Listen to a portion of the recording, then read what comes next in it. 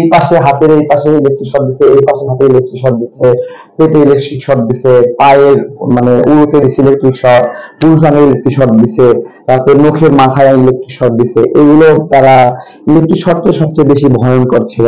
আমি চাই না যে কাউকে এইভাবে ইলেকট্রিক, এবং এই ইলেকট্রিক আদালতের বিচারে একটা মানুষের শাস্তি কি, কোন মানুষ চুরি করুক, ডাকাতি করুক, ক্রাইম করুক, শাস্তি কি, যে তাকে জেলখানায় নিয়ে যেয়ে বন্দি করে রেখে দেওয়া হয়।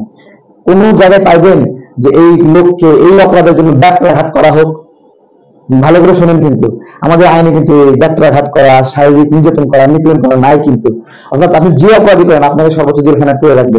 আপনার অপরাধ যদি আউট অফ কন্ট্রোল হয় আপনাকে ফাঁসি দিয়ে দিতে পারে, কিন্তু অন স্কোয়াড ফায়ার করা এগুলো নাই। কিন্তু আমাদের এখানে রিমান্ডের নামে, জিজ্ঞাসাবাদের নামে এই ধরনের নিপীড়ন গুলো অ্যাক্টিভিস্টদের করা হয়। এবং আপনার হলো আমার আমি আমি আমাকে যেভাবে তারা উপস্থাপন করছে যে আমি টিভি সেন্টার ভাঙচুর করেছি বা এগুলো এগুলো, ভাই আমরা আন্দোলন করতে গিয়ে মানুষকে নিয়ন্ত্রণ করা যায়?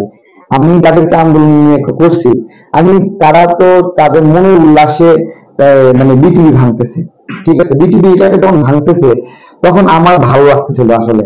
ঠিক আছে, এই বিটিভি সারাদিন বার্তা বিলির মতো আমাদেরকে ঠকায় ঠকায় নাগরিকদের অধিকার বঞ্চিত করতেছে। এটাকে যখন মানে এটাকে এটাকে যখন ধ্বংস করা হচ্ছিল তখন আমরা মানে আমরা ধ্বংস করিনি, কিন্তু যারা ধ্বংস করতেছিল বা এটাকে ডিস্ট্রয় হচ্ছে, আমরা মানে 16 বছরের বিটিভির ইতিহাস অনেক খারাপ ইতিহাস, এই কারণে বিটিভি ধ্বংস অনেক খারাপ লাগতেছিল। কিন্তু পরবর্তীতে কিন্তু আমরা জানতে পারছি বিটিভির ভিতরে যে করাপশন, দুর্নীতি, এই দুর্নীতির ফাইল গুলো বান করার জন্য বিটিভির অফিসাররা হলো বিটিভিতে আগুন লাগাই দিয়েছিল। আপনারা বুঝতে পেরেছেন? এই আগুন লাগা দেখে সাধারণ মানুষ মনে করছে যে বিটিভি দখল হয়ে গেছে, তখন তারা বিটিভিতে ঢুকছে। আগে বিটিভিতে আগুন লাগিয়েছে বিটিভির অফিসাররা, বিটিভির কর্মকর্তারা, এরপর সাধারণ নাগরিকরা সেখানে ঢুকেছে। মুখ গালে ইয়ে করতেছে। আপনার হলো র্যাবের এখন যে ডিজি, হ্যাঁ ডিজি, হ্যাঁ সে আমাকে মানে মানে সাবেক হলো যে ডিজি, সদ্য সাবেক যে ডিজি, ঠিক আছে, খাটো করে যাই না র্যাবের মতো একটা জায়গায় এরকম একটা খাটো মানুষ এখানে চাকরি পাচ্ছে, ঠিক আছে, তার ফিজিক্যাল ফিটনেসই নাই র্যাবের ডিজি হওয়ার জন্য। হ্যাঁ, সে মানে আমাকে ওই তথ্য সেন্টারে আপনার হলো আটকে রাখছে, আটকে রেখে তারা বক্তব্য দিছে। বক্তব্য দেওয়ার পরে র্যাবের একজন অফিসার এসে আমাকে বলতেছে যে তারেক ভাই, র্যাবের 2 জন অফিসার আপনার বিষয়ে 2 ধরনের বক্তব্য দিচ্ছে, এই 2 বক্তব্য এক জায়গায় করলে পুরো বক্তব্য মিথ্যা হয়ে যায়। বুঝতে পারছেন? তো আমি শুনে মনে মনে মুচকি হাসতেছি। তো তাহলে বের হয়ে ক্রস চেক করলাম, আমি বের হয়ে দেখলাম আরে তাই তো, পুরো তো কাহিনী।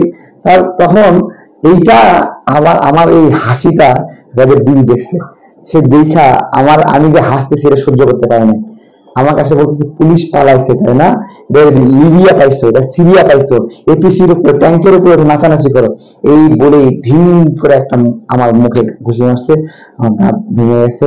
তারপরে মানে এটা তো মানে ওই সময় আমি ওখান থেকে পড়ে গেলাম, পড়ে গিয়ে ওগুলো কত লাঠি মারতেছে মারতেছে মারতেছে, মানে তার বুট, শক্ত বুট দিয়ে মারতেছে, মারতে মারতে অবস্থা খারাপ। এবং তারপরে শুনতে পারলাম যে মানে আমি তার মুখের দিকে তাকাইছি কেন, ওই জন্য নাকি সে মারছে। তাহলে একজন অফিসারের মুখের দিকে একজন আসামি তাকাতে পারবে না? মানে এটা কোনো বিষয়? হ্যাঁ, আমি অপরাধী হতে পারি, বাট তার দিকে তাকালে সে আমার এসে মারবে, এরকম মানে অনেক